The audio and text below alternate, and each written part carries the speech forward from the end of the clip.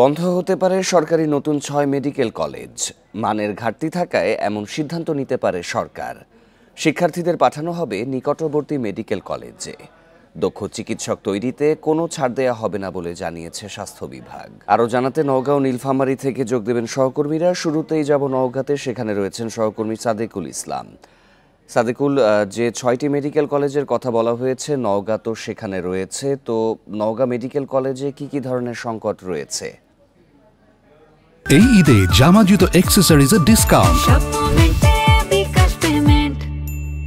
আমি আপনাকে শুরুতে যে তথ্যটি দিতে চাই, আপনি জানেন যে 2018 সালে অর্থাৎ প্রায় 7 বছর আগে কিন্তু নওগাঁ মেডিকেল কলেজ স্থাপিত হয় এবং এখানে আমরা যেটি লক্ষ্য করেছি যে সদর হাসপাতাল ভবনেই মূলত কিন্তু আপনার এখানকে পাঠদান কার্যক্রম সহ প্রশাসনিক কার্যক্রম পরিচালিত হয়ে আসছে। এখানে আমরা খোঁজ নিয়ে জেনেছি যে 33 একর মানে জমি অর্থাৎ অবকাঠামো নির্মাণের জন্য আপনার জায়গা সিলেকশন করা হলেও আর্থিক সংকটের কারণে এই জায়গা কিন্তু অধিগ্রহণ করা সম্ভব হয়নি, যে কারণে কিন্তু এখনো আপনার এই সদর হাসপাতালে আপনার অস্থায়ী ক্যাম্পাসেই কিন্তু সবকিছু পরিচালিত হচ্ছে। আপনাকে আমি জানাই যে এই ইতিমধ্যে সম্প্রতি একটি খবর এসেছে যে 20টি বেসরকারি সহ 6টি সরকারি আপনার মেডিকেল কলেজ বাতিল করা হবে, এমন খবরে কিন্তু এখন উত্তাল নওগাঁ শহর।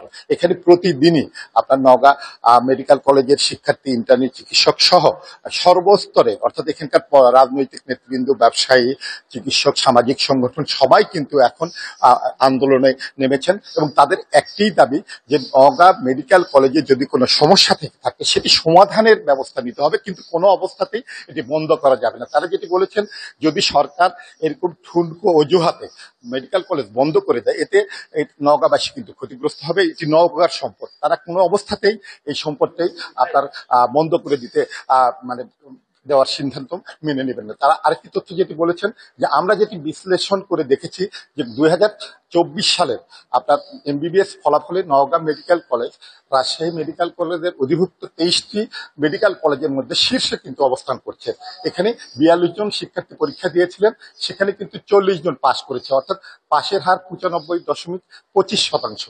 তো যে মেডিকেল কলেজের শিক্ষার্থীদের শীর্ষে অবস্থান করে সেটি কেন ঠুনকো অজুহাতে বন্ধ করা হবে, এমনই কিন্তু অভিযোগ এখানকার শিক্ষার্থী এবং সর্বস্তরের মানুষ।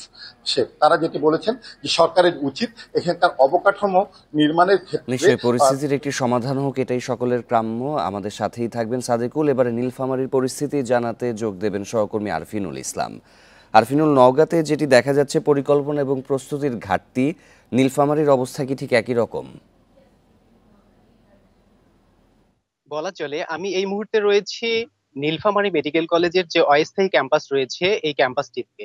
এখান থেকে আমি যে বিষয়টি আপনাকে জানাতে চাই, রাজনৈতিক বিবেচনায় এই মেডিকেল কলেজগুলো প্রতিষ্ঠা করা হয়েছিল, এই কথাটি যেমন সঠিক, ঠিক তেমনি 2018 সালে 50 জন শিক্ষার্থী নিয়ে যাত্রা শুরু করে নীলফামারী মেডিকেল কলেজ। তো সাম্প্রতিক সময়ে এই 6টি মেডিকেল বন্ধের যে আলোচনা চলছে, এটাকে নীলফামারীবাসী একটি চক্রান্ত হিসেবে দেখছে। তারা বলছে যে প্রত্যেক বছর 50 জন করে শিক্ষার্থী নিয়ে বর্তমানে প্রায় 400 জন শিক্ষার্থী এখানে অধ্যয়ন করছে এবং প্রায় 56 জন শিক্ষক নিয়মিত তাদেরকে শিক্ষাদান করছে। নীলফামারী মেডিকেল কলেজ এর স্থায়ী ক্যাম্পাস নেই ঠিকই, তবে এই যে অস্থায়ী যে ক্যাম্পাসটি রয়েছে, এখানে ছাত্রদের জন্য আলাদা ছাত্রাবাস রয়েছে, ছাত্রীদের জন্য আলাদা ছাত্রীনিবাস রয়েছে, থাকার অবকাঠামোগত পর্যাপ্ত সুযোগ সুবিধা এখানে রয়েছে। আমরা শিক্ষার্থী, শিক্ষক এবং এলাকাবাসীর সাথে কথা বলেছি, তারা আমাদেরকে যেটা জানিয়েছে সেটা হচ্ছে যে এখানে নীলফামারী এই মেডিকেল কলেজ থেকে নীলফামারী সদর হাসপাতালের দূরত্ব 6 কিলোমিটার।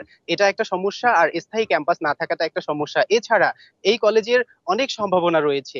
2021-22 শিক্ষাবর্ষে রাজশাহী মেডিকেলের অধিভুক্ত যে 24টি শিক্ষা প্রতিষ্ঠান রয়েছে, তার মধ্যে নীলফামারী এই মেডিকেলটি প্রথম স্থান অধিকার করেছিল। অন্যদিকে এই মেডিকেল কলেজটা হওয়ার কারণে নীলফামারীর শিক্ষা ব্যবস্থায় একটা আমূল পরিবর্তন এসেছে। নীলফামারীতে রয়েছে সৈয়দপুর সরকারি বিজ্ঞান কলেজ, যে কলেজটি থেকে প্রত্যেক বছর বিভিন্ন মেডিকেলে এবং বুয়েটে শিক্ষার্থীরা চান্স পায়। এবছরের তথ্য যদি আমি জানাতে চাই, 53 জন শিক্ষার্থী বিভিন্ন মেডিকেলে চান্স পেয়েছে। নীলফামারী সরকারি কলেজ থেকে এবছর প্রথমবারের মতো 15 জন শিক্ষার্থী বিভিন্ন মেডিকেলে চান্স পেয়েছে। তো এই এলাকার এই এলাকার মানুষ বলছে যে এই মেডিকেলটা হওয়াতে এই এলাকায় শিক্ষার একটা বড় পরিবর্তন আসছে, যে কারণে প্রতিদিন তারা বিভিন্ন রকমের আন্দোলন সংগ্রাম করছে। এমনকি আজকেও আমি যখন এখানে দাঁড়িয়ে কথা বলছি, তখন এই কলেজের শিক্ষার্থীরা আমাদেরকে জানিয়েছে যে আজ সকাল 11টা থেকে 1টা পর্যন্ত 2 ঘন্টার অবস্থান কর্মসূচি তারা পালন করবে, যাতে করে কোনোভাবেই এই মেডিকেল কলেজটি বন্ধ করা না হয়। এই ছিল আমার কাছে নীলফামারী মেডিকেল কলেজ থেকে এখানকার সর্বশেষ পরিস্থিতি। নওগাঁ এবং নীলফামারীর পরিস্থিতি জানাচ্ছিলেন সহকর্মীরা।